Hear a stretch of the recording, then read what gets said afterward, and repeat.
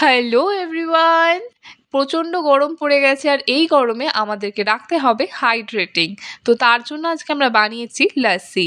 লাস্সি আমরা অনেকেই বাইরে খেয়ে থাকি, কিন্তু যারা লাস্সি বানাতে ঘরে জানো না তাদের জন্য এই রেসিপিটা।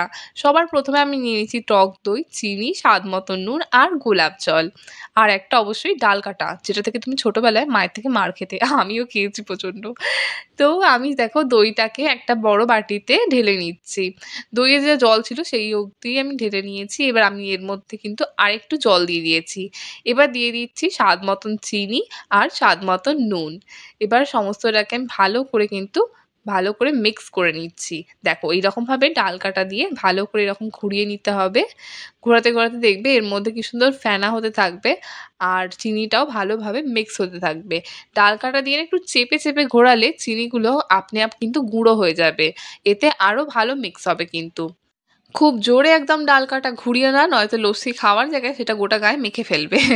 তো এইরকমভাবে দেখো আমি এটা ঘোরাতে ঘোরাতে কি সুন্দর উপরে দেখো কি সুন্দর ফেনাগুলো হয়ে গেছে। আর দেখো তার মধ্যে আমাদের ক্যান্ডি সোনা একদম কি বলবো খাওয়ার জন্য এক্সাইটেড হয়ে পড়েছে। আমরা যাই রান্না করি ওকে অল্প করে হলেও একটু দিতেই হবে। আর দেখো ও তো মানে পারছে না ধৈর্য ধরতে। আমি ওকে একটা ফুল দিয়েছিলাম কি সুন্দর, কিন্তু দেখো সেটাও ফেলে দিল। মানে এতই লস্যি খেতে এক্সাইটেড কি বলবো। দেখো কি সুন্দর লাগছে না আমাদের ক্যান্ডিকে। আর ক্যান্ডির জন্য একটা ওয়ান লাভ লিখে দিও কমেন্টে, যারা যারা ক্যান্ডিকে খুব ভালোবাসো। তো এবার আমরা এর মধ্যে দিয়ে দিচ্ছি 1 চামচের মতন গোলাপ জল, মানে আমি এখানে ছিপি করে নিয়েছি। তো সমস্তটাকে ভালো করে এবার মিক্স করে দেবো ডাল কাটা দিয়ে। এবার মিক্স করে দিলেই এটা রেডি হয়ে গেছে আপাতত।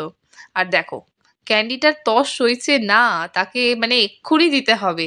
আর কীরকমভাবে দেখো আমার হাত দিয়ে কীরকম আমাকে টানছে, কীরকমভাবে হাত দিয়ে আমাকে বলছে যে ওকেও কিন্তু একটু দিতেই হবে। মানে ওর লিটারালি না এর উপর উঠে পড়ছিল আমাদের ঘরের ভেতরে। যদিও একটা ও স্ট্রিট ডগ, তো তাকে আমি তো ঘরে রাখতে পারি না, সেই কারণে আর কি ও বাইরে থেকেই যতটুকু সম্ভব আমার কাছেই থাকে। তো এবার আমরা লস্যিটাকে ঢেলে দেবো একটা গ্লাসের মধ্যে। এবার আমরা সার্ভ করব বরফ দিয়ে। আর যাদের কাছে খুব একদম ঘন মালাই পড়বে তারা এর উপর মালাই দিয়েও সার্ভ করতে পারো। আমার দইয়ের উপর খুব বেশি ঘন মালাই পড়েনি।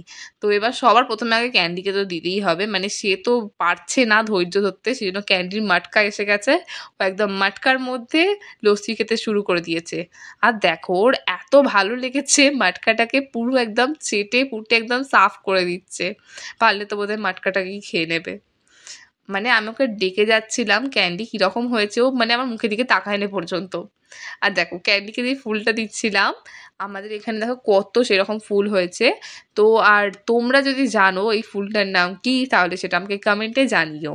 আর দেখো সাদা রঙের ফুলটা কি সুন্দর গোটা মানে একদম ভরে গেছে, খুব দারুণ লাগছে।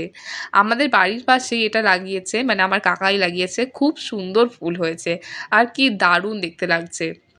বাই দ্য ওয়ে কার কার বাড়িতে এই গাছটা আছে সে কিন্তু আমাকে একটু জানিও।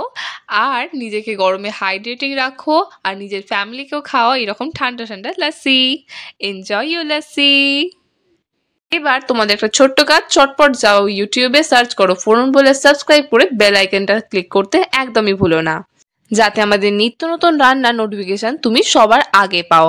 আর তুমি যদি আমাদের ভিডিও ফেসবুকে দেখে থাকো তাহলে আমাদেরকে ফলো করে দিও। And don't forget to like, comment and share. ইতি তোমার ফোরন। বাই।